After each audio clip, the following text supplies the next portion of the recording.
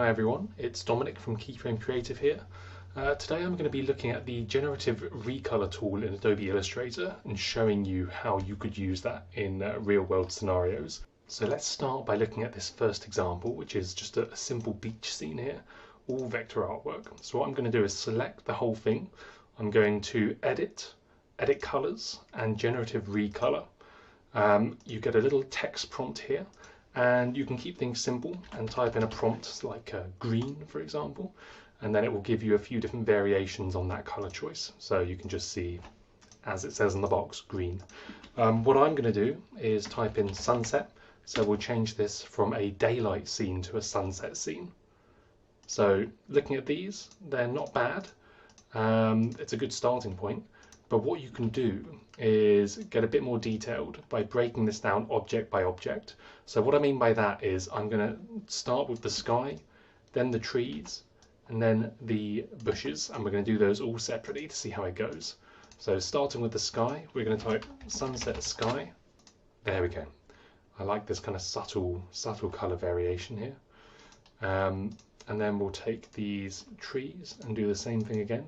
So Generative Recolor. Trees at sunset, let's try. And again, we've got a few options here. I think that one works pretty well for this. I might just generate a few more and have a look. There we go. I'm quite a fan of that one. And then again, we'll just do the same thing for the bushes. So sunset bushes.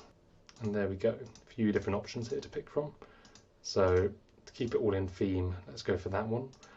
And let's actually just recolor the background a little bit more, and we'll just say orange sunset sky and sea. We'll try a bit more detailed and see what happens. That is not bad. So let's try one more example. So for this one, we're going to do a similar thing.